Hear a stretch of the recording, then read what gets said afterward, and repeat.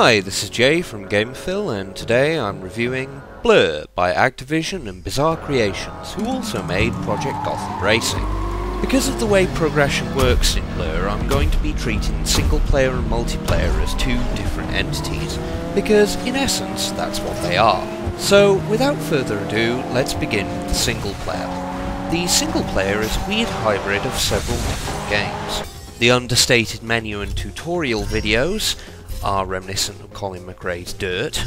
The power-ups remind one inescapably of Mario Kart or Wipeout XL, and funnily enough, Bizarre Creations have released a trailer video showing that they did indeed take inspiration from Mario Kart for the power-ups.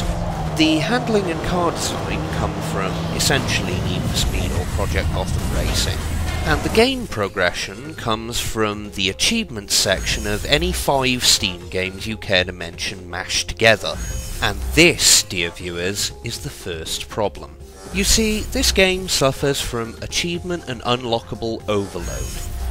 You have stickers, which are achievements, you have boss demands, which are essentially mandatory achievements if you want the boss cars, which are an achievement, and even during each race there are mini achievements like fan demands and fan runs.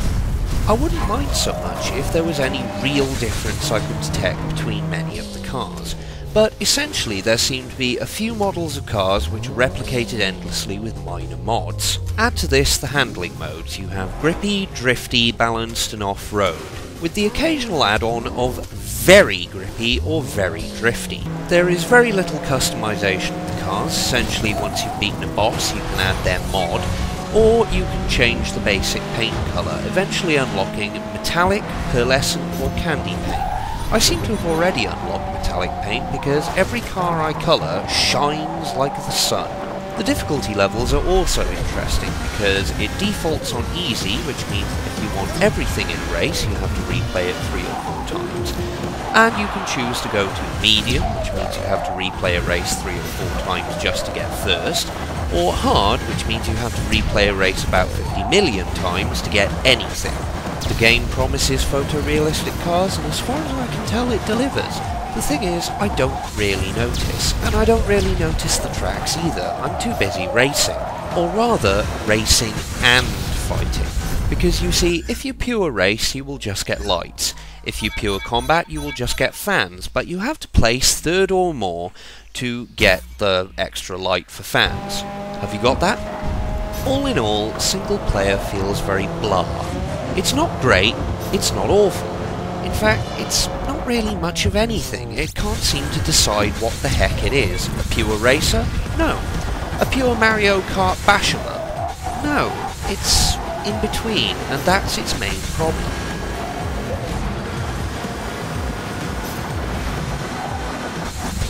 You may be wondering at this point why I'm going to be talking about multiplayer, but so far there's been no multiplayer footage. And this is very simple. Bugs. It seems the multiplayer is very heavily bugged, and there have been many problems reported on all platforms, with issues varying from not being able to connect, the Xbox or PS3 freezing, or in my particular case, multiplayer for longer than 10 minutes actually turns my computer off for no discernible reason. Add to this that there is only support for the Xbox 360 controller on PC, leaving the rest of us out in the cold, that lag has a noticeable, visible effect on how far people get ahead of you in the start of the race. For example, if you are lagging quite badly, then they will already be halfway across the lap before you've even accelerated. And the fact that on PC at least, the player base is on average around 100 people in total online, which means that if you want to play the starter races and not basically get butthurt, you will have to wait an average of half an hour for a race. Indeed, you seem to do a lot of waiting in this game, both multiplayer and single player. The average loading time for a first time on a race is 4 minutes, and that's in single player. So, in summary, this is the racing game equivalent of The Witcher. It's the game that thought it could, but doesn't. It's obviously been released with some major bugs, especially in the online, although single player seems remarkably free of bugs. this being compensated for in the crappy factor by the fact that single player appears to have no single direction, and this actually detracts from a single player. Overall, this is the first game I've actually had to pan, and I'm really sad about that because it has great potential. If it could decide which direction it wants to go, and if it could fix all these damn bugs, then it would possibly be a great game. But until then, I really can't recommend it to anybody. So sadly, Blur gets a 3 out of 10 and a must-try harder mark from Gamerfill.